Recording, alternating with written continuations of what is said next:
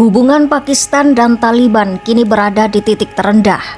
Padahal, ketika Taliban kembali berkuasa di Afghanistan pada Agustus 2021, Pakistan adalah salah satu negara pertama yang menyambut gembira.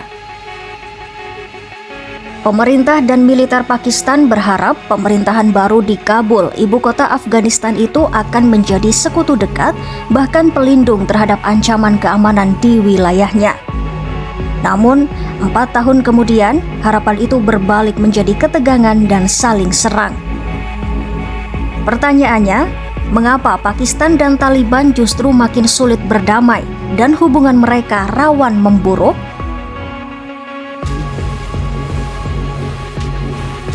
Selama 2 dekade, militer dan intelijen Pakistan atau ISI ikut mendukung pergerakan Taliban Afghanistan.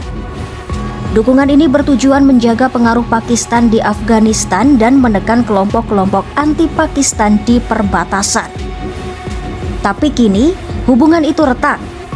Untuk pertama kalinya, Angkatan Udara Pakistan melancarkan serangan ke Kabul. Bagi Taliban, ini adalah bentuk penghinaan terhadap kedaulatan mereka.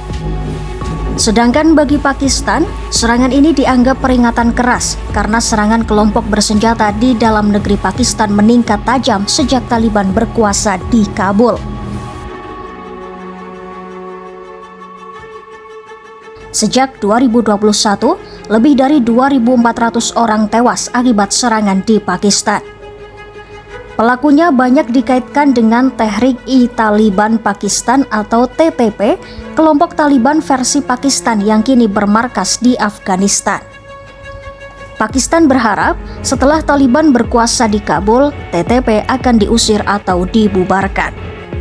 Namun kenyataannya, TTP justru makin kuat. Mereka menuntut penerapan hukum Islam di wilayah perbatasan dan menghidupkan kembali status semi-otonom daerah suku. Di lain sisi, Taliban Afghanistan menolak campur tangan, menyebut TTP sebagai masalah internal Pakistan. Perundingan damai yang dimediasi Taliban pada 2022 sempat memberikan harapan, namun akhirnya gagal total.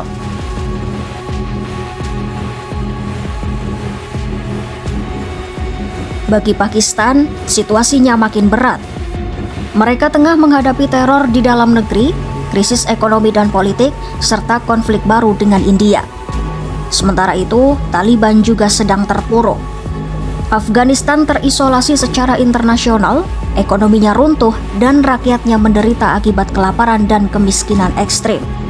Hanya Rusia yang mengakui pemerintahan Taliban secara resmi. Konflik dengan Pakistan hanya akan memperburuk kondisi tersebut.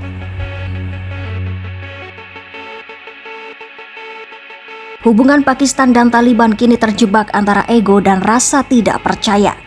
Pakistan merasa sebagai negara besar dengan militer kuat yang seharusnya dihormati oleh Taliban. Sedangkan Taliban melihat diri mereka sebagai pemenang perang melawan Amerika Serikat yang tak pantas diarahkan oleh negara lain.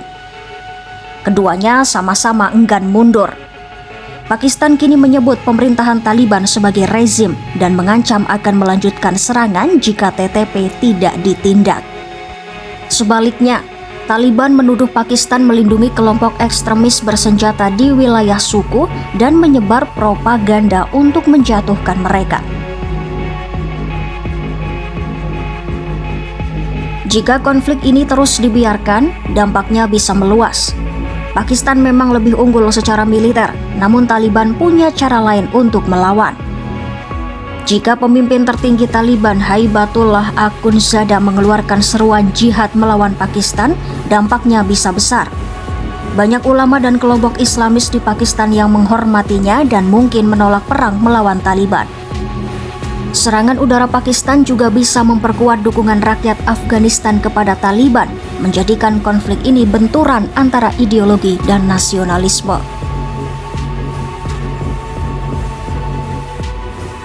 Meski begitu, harapan perdamaian belum sepenuhnya tertutup. Negara-negara seperti Qatar dan Arab Saudi telah menjadi penengah antara Pakistan dan Taliban. Berkat mediasi mereka, Taliban sempat menahan diri dari serangan balasan. Namun, tanpa niat tulus dari kedua belah pihak, gencatan senjata hanya akan jadi sementara. Keduanya sadar perang terbuka akan menghancurkan mereka berdua. Iya, Pakistan dan Taliban terikat oleh sejarah dan geografi yang sama. Namun selama masih ada kecurigaan, saling tuduh dan ambisi politik yang berbeda, perdamaian akan sulit dicapai. Kawasan Asia Selatan tidak membutuhkan perang baru, karena pada akhirnya tidak ada kemenangan yang lebih besar daripada perdamaian itu sendiri.